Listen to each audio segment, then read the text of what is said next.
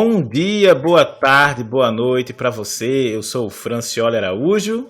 Eu sou Caroline Silva. Eu sou o Jefferson Antunes. E estamos aqui neste episódio recebendo como colaboradora efetiva a Ingrid, que já esteve aqui conosco, mas agora faz parte do time, está vestindo a camisa.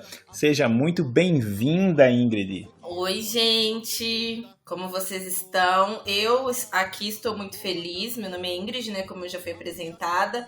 E o sentimento que eu tenho é um sentimento assim, sabe? Quando você é fã de uma coisa e é convidada para ir nesse lugar, aí você fica super feliz.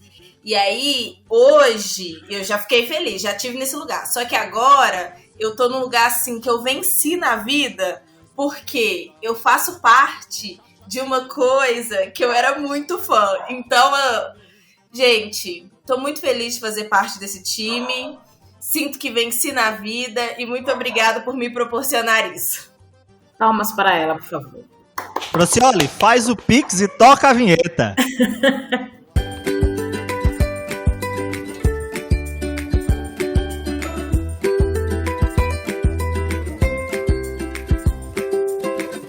Bem, pessoal, hoje nós vamos falar sobre estudo de caso na educação, como método, como técnica para se usar em sala de aula. Então, para a gente começar, Francioli, explica aí o que é um estudo de caso na educação. De acordo com Lea Anastasiou, o estudo de caso é uma estratégia que ela oportuniza a elaboração de um forte potencial de argumentação junto aos estudantes e se refere tanto ao momento de construção do conhecimento como da síntese. Os aspectos que são relacionados à mobilização para o estudo são determinantes para o desenvolvimento de todos no estudo e busca a solução do caso proposto. O caso deve ser do contexto da vivência do estudante ou parte de uma temática em estudo. Quanto mais desafiador for o estudo de caso, o assunto, maior é a possibilidade de manter esses estudantes envolvidos. As soluções, elas não devem ser comparadas com os demais grupos quando você está fazendo a atividade dessa forma, mas entre o esforço do próprio grupo. E aqui é importante salientar que essa é uma ferramenta extremamente interessante para a construção do conhecimento e para pôr em prática o conhecimento que já foi adquirido em um determinado assunto. Massa. E como é que vamos aplicar, né, ao ensino, por exemplo? Olha, Carol, eu vou dar um exemplo bem prático aqui, né, baseado na minha vivência. O que a gente precisa, enquanto professor, é apresentar para os alunos, grupos de alunos, uma situação e, a partir dessa situação, pedir que os alunos eles analisem essa situação, interpretem a situação, utilizem o pensamento crítico, levantem hipóteses, busquem suposições, decidam por uma resolução e encaminhe um resumo dessa situação, de forma que, ao propor a situação no momento inicial, você tenha a resolução dela ao final. Então, é basicamente aí essa dinâmica, né? Como que você vai fazer a aplicação. É lógico que durante o estudo do caso, você vai tendo aí os alunos ou grupos, né, expondo o que eles entenderam, né, os seus pontos de vista sobre aquela situação. E a partir das suas vivências, eles vão muito provavelmente criar dinâmicas diferentes, resoluções diferentes para o mesmo problema. E então, né, essa dinâmica, a partir dessa dinâmica, o professor vai retomar os pontos principais e analisando junto com o conjunto, né, com a turma, as soluções propostas. E aí você pode propor, né, debates para que os grupos, em alguns momentos ali, eu posso até ter a situação de existem mais de uma forma de resolver o problema, mas existem formas mais simples, dependendo do tipo de problema que você está analisando, mais baratas para resolver esse problema, né? Então aí a gente, a partir disso, você consegue também jogar um pouco de quais seriam as melhores conclusões para a resolução daquele problema. Então, eu queria saber, né, continuando nessa ideia dessa interação, qual que é o papel do professor nesse método de ensino? Qual que é a função que ele tem? Como ele instrui os alunos? Olha, Ingrid, basicamente o papel do professor é selecionar o material de estudo, apresentar um roteiro para trabalho, orientar esses grupos no decorrer do trabalho, porque muitas dúvidas possivelmente vão surgir, e elaborar um instrumento de avaliação. Então, quando a gente tem, por exemplo, a análise de um caso, o professor ele vai fazer a descrição desse caso. Então, ele pode utilizar aí de vários recursos para apresentar esse caso. E aí, dentro dessa descrição, ele tem que trazer elementos como os aspectos, categorias que compõem o todo, né? A situação, o problema em si. E o professor ele vai indicar quais são as categorias mais importantes que devem ser analisadas, ou que aspectos mais importantes os alunos têm que observar. Ele também vai receber, né, a prescrição do caso, ou seja, os estudantes vão apresentar suas proposições para mudanças da situação apresentada, e o professor vai tomando nota ou simplesmente, né, arquivando ali, pegando essas sugestões, e entra na fase também da argumentação. Ele é responsável por gerir essa argumentação, que é onde os estudantes vão justificar as suas proposições mediante as aplicações dos elementos para que aquele problema seja resolvido. Ficou claro, Ingrid? Ficou muito claro. Muito obrigada, Francioli. Hoje a gente tá tudo como espectador, tá? Francioli hoje que manda e manja do assunto, hein, Jefferson? Como é que a gente avalia esse trabalho, essa dinâmica? Olha, a partir desse registro que você vai coletando, você tem que considerar alguns pontos. Primeiro, é a aplicação dos conhecimentos prévios que esses alunos já tinham, ou da construção do conhecimento, ou dos conhecimentos prévios desses conhecimentos. A argumentação explícita, né, dos conhecimentos produzidos a partir dos conteúdos é importantíssima. A coerência na prescrição, ou seja, a coerência na resolução desse problema, também é fundamental. Será que o que os alunos estão propondo, eles se adequam a uma relação real, se adequam à resolução do problema? A riqueza na argumentação, porque os alunos eles vão ter que provar que aquela teoria deles, que aquela proposição, ela realmente se aplica.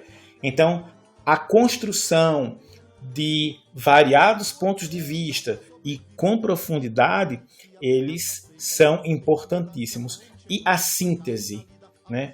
Fazer uma síntese geral. Fazer uma síntese geral já é redundância, né?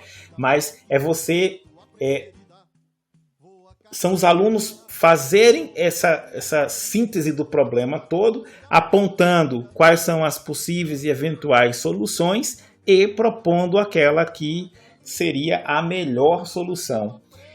Num exemplo muito prático do curso que eu ministro, se você a avaliação, além disso, eu incluo como uma parte prática, ou seja, eu normalmente trabalho com soluções reais, os alunos vão utilizar os conhecimentos prévios e construir conhecimento a partir do problema, e se conseguirmos se os alunos conseguirem resolver o problema, e aí você tem mais uma forma de avaliar. Aí, não mais de um ponto de vista de de trabalhar algo que está no campo imaginário, mas algo que está no campo real, onde você vai poder chegar ali, botar a mão na massa e verificar se aquilo funciona ou não. E aí se transforma em um instrumento avaliativo. Francioli, ouvindo você falar sobre tudo isso, eu fiquei aqui pensando em como essa estratégia de ensino, ela se conecta com duas outras estratégias, né? Que aí você vai me dizer se conecta mesmo com aprendizagem baseada em problemas e também por ensino por investigação. O estudo de caso que a gente leva para a sala de aula, ele faz interseção com essas outras estratégias? Olha, a forma como eu trabalho o estudo de caso, ele sempre está dentro do ensino baseado em problema ou ensino baseado em projeto. E em muitas ocasiões ele também tem um viés de investigação. Mas como é uma coisa mais prática, a experiência que eu tenho em sala de aula junto com o ensino técnico, isso demandaria um pouco mais de recursos.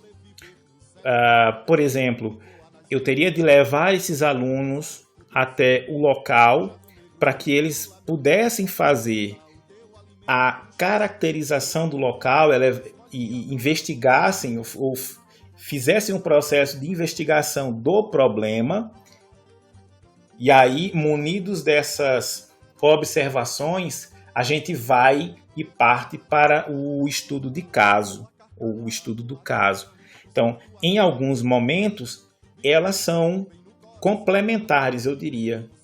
Mas, se eu estiver utilizando o estudo de caso ou o método investigativo, eles normalmente estarão dentro de um ensino baseado em projeto, ensino baseado em problema, porque a gente trabalha ele de forma muito prática. A grande questão de diferenciação que eu enxergo entre aprendizagem baseada em problemas e aprendizagem baseada em projetos e estudo de caso é justamente a sistematização. Os dois primeiros são bem mais sistemáticas, né, de ação continuada. Então, quanto o estudo de caso ele pode ser uma alternativa pontual ou continuada, a aprendizagem baseada em problemas e a aprendizagem baseada em projetos são extremamente sistematizadas e requerem uma ação de médio e longo prazo. Perfeito.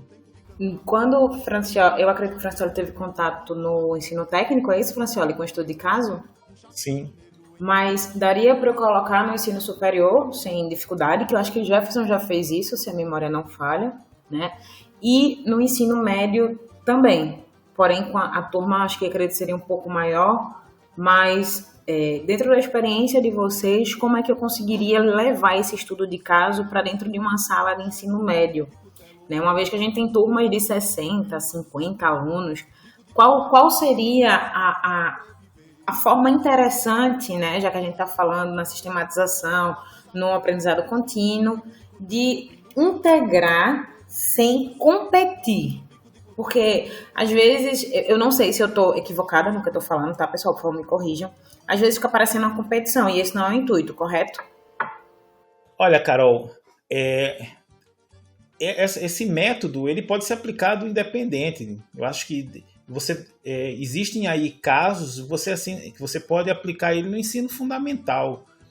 Então, da mesma forma como você aplica ele no ensino fundamental, você aplica ele também no ensino superior, na pós-graduação, que eu diria, quanto mais prático for o problema, né, dentro da vivência de quem está trabalhando com ele, mais engajado ou mais engajamento você vai gerar.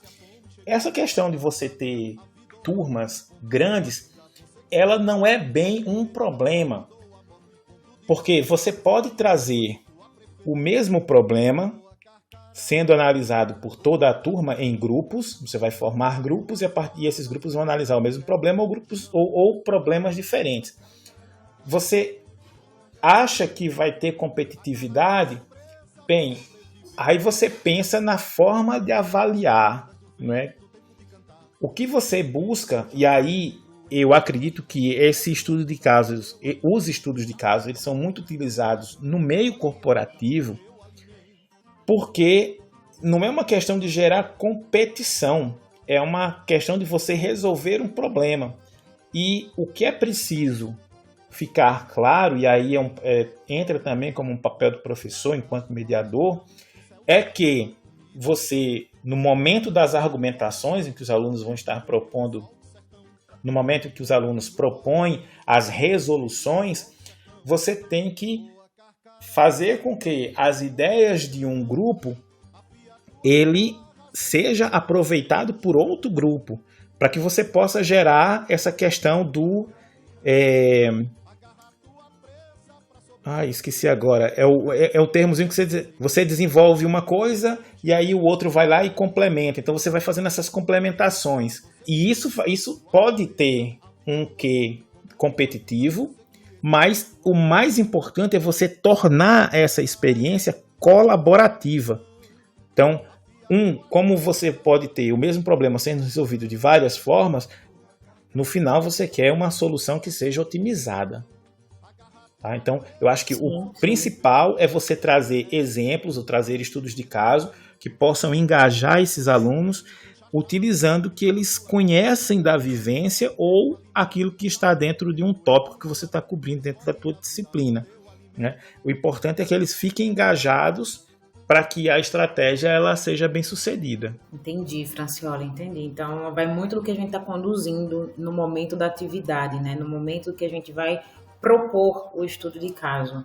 Mas é interessante quando tu fala, né, que turma grande ela não é um problema. Na verdade, ela é uma solução, né, para o que a gente precisa. São pontos de vista diferentes, né, visto de necessidades diferentes. É muito interessante nesse sentido.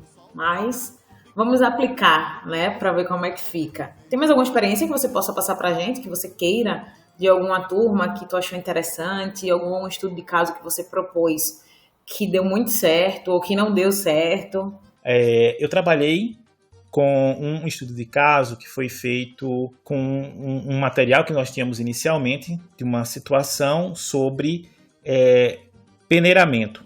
Então, uma empresa estava com problemas de peneiramento e nós fomos fazer um estudo de caso para entender qual era o problema, o que estava fazendo com que as peneiras dessa empresa não estivessem atuando com a eficiência que deveriam. Então, foi proposto um trabalho com os alunos, eu levei o problema para os alunos e eles confeccionaram as peneiras com características similares ao que tinha na empresa e fizeram análises com peneiras de laboratório, porque aí você faz uma comparação dos resultados que você tem com a peneira do laboratório e os resultados que você tem com as peneiras que foram construídas. Esse foi uma situação em que rendeu muito bem, porque os alunos, eles, nesse caso específico, estavam construindo conhecimento. Então, eles buscaram, colocaram a mão na massa para construir as suas peneiras artesanais. Eles foram aos livros buscar as informações de como eles mediriam a eficiência do peneiramento, como eles fariam o peneiramento. E esse foi um caso emblemático para mim, porque nós tínhamos em sala de aula um estudante com alguns déficits, né, de aprendizagem e ele estava quase reprovando na disciplina e foi me solicitado que desse uma atenção especial. Então, usando essa metodologia, eu consegui envolver o aluno e, basicamente, no final da disciplina, ele, que tinha dificuldade em aprender, estava ensinando os colegas do grupo. Então, essa técnica, né, essa metodologia, ela conseguiu envolver os alunos, a gente conseguiu resolver o problema, entender o problema que estava acontecendo com a empresa, os grupos propuseram diversas alternativas para resolver aquele problema e nós conseguimos, através desse engajamento, fazer com que aquele aluno que tinha uma deficiência no processo de aprendizagem, né, a partir dessas aulas convencionais, ele conseguiu se sobressair e chegou a ensinar os colegas. E foi aprovado na disciplina sem ter que ir para um processo de recuperação. Eu acho extremamente válida essa metodologia. Essa não foi a primeira vez, nem foi a última vez que eu apliquei, e todas as vezes os resultados são muito positivos. Então acho que aqui a gente já deu uma explanada muito boa e dá para tirar todas as dúvidas. Foi muito bom, muito gostoso o episódio. E ficamos aí esperando você na próxima semana. Tchau, tchau. Valeu, pessoal, e tchau, tchau. Até mais. Tchau, tchau.